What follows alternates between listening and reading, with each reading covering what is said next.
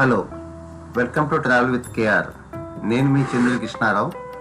ఈరోజు మనం సమాజంలో మంచి చెడ్డలు చూస్తూ సాంఘిక దురాచారాలను అరికడుతూ మంచి కోసం పాటుపడే ఒక వ్యక్తికి ఇచ్చిన మహోన్నత గౌరవాన్ని అఫ్కోర్స్ మన రాష్ట్రంలో కాదు, వేరే రాష్ట్రంలో ఎంత అద్భుతంగా ఉందో అది చూద్దాం.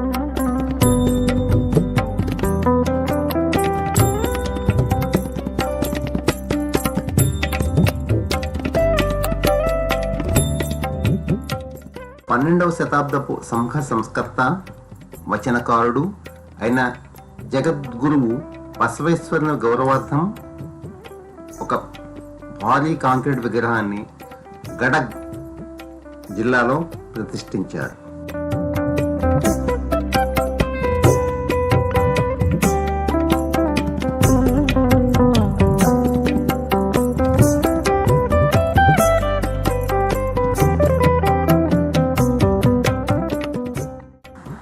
ఈ విగ్రహం సుమారు 116-117 అడుగుల ఎత్తు కలిగి నిలబడి ఉన్న భంగిమలో ఉంటుంది.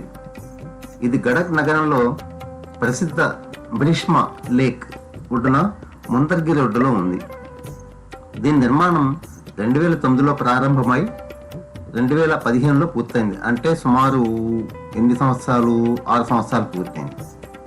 విగ్రహం అడుగు భాగంలో అంటే బేస్మెంట్లో పెద్ద మ్యూజియం కూడా ఉంది.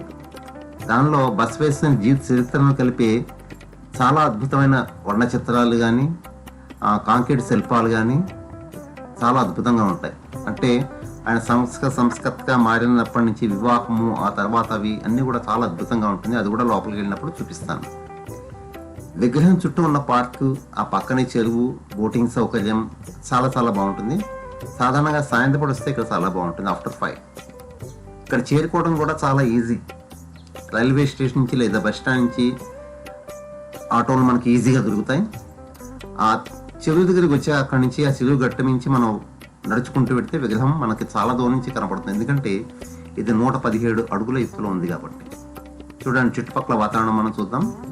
తర్వాత మనం బేస్మెంట్లోకి వెళ్ళి ఆ మ్యూజియంని కూడా చూద్దాం.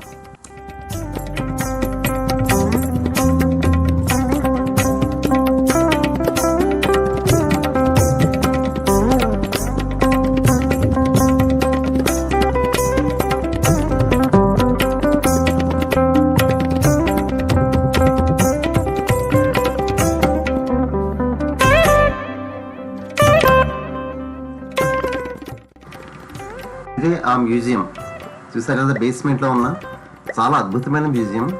ఇక్కడ బసవేశ్వరుని పుట్టుక దగ్గర నుంచి వివాహము, బాల్యము, వివాహము, తర్వాత సంస్కృతిగా మారటానికి దోహదపడిన అంశాలు అన్నీ కూడా కాంక్రీట్ విగ్రహాలతో చాలా అద్భుతంగా నిర్మించడం జరిగింది. ఇటువంటిది నేను ఏ సంస్కృతికి మన రాష్ట్రంలో అంటే తెలుగు రాష్ట్రాల్లో చూడలేదు. అఫ్కోర్స్ అంబేద్కర్ సంబంధించిన విజయవాడలో చూశాను, కానీ ఇంత అద్భుతంగా ప్రత్యేకంగా చేసింది నేను మటుకు ఎక్కడ చూడలేదు. చాలా అద్భుతం అనిపించింది. ప్రతి వర్ణ చిత్రం కూడా చదువుతూ ఉంటే, కానీ ఇటువంటి వారిని చూడటానికి ఏ పిల్లలు రావట్లేదు. ఏదో లవర్స్, పెద్ద పెద్ద వాళ్ళు, నాలాంటి వాళ్ళు వస్తున్నారు. కానీ యూత్ రావాలి, యూత్ చూడాలి, తెలుసుకోవాలి. చాలా బాధ వేసింది.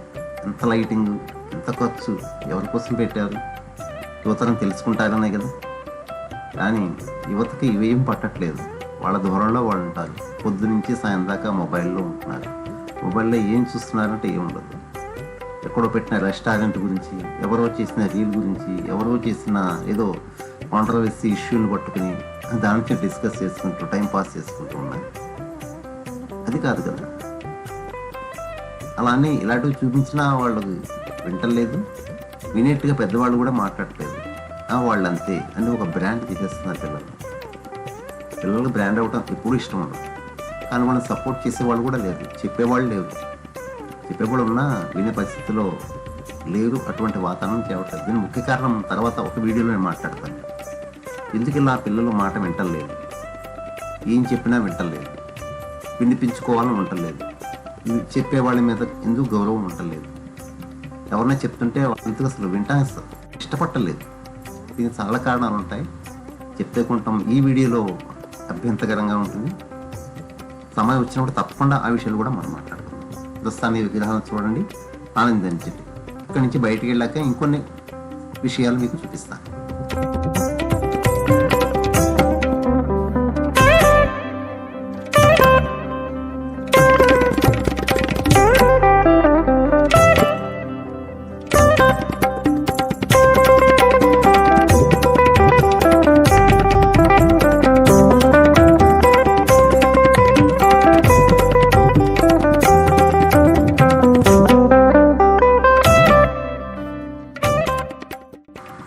విగ్రహం బయట ఎంతో చక్కటి పార్క్ మెయింటైన్ చేయడం పడుతుంది. అక్కడ కూర్చోటానికి కూడా అనువుగా బెంచీలు ఉన్నాయి.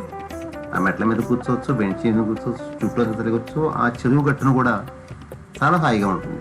మంచి సీజన్లో మటుకు రావాలి, అది మటుకు పెట్టుకోండి. అంటే మార్చి టు జూన్ అవాయిడ్ చేసి జూలై తర్వాత ఎప్పుడు వచ్చి అక్కడ వాతావరణం చాలా బాగుంటుంది, చాలా అద్భుతంగా ఉంటుంది. ఇటువంటి వ్యక్తుల గురించి తెలుసుకోవాలి, తెలియజేయాలి కూడా. Thank you for watching. మరొక మంచి వీడియోలో మరలా మిమ్మల్ని కలుస్తాను. మీ చెండుగ కృష్ణారావు.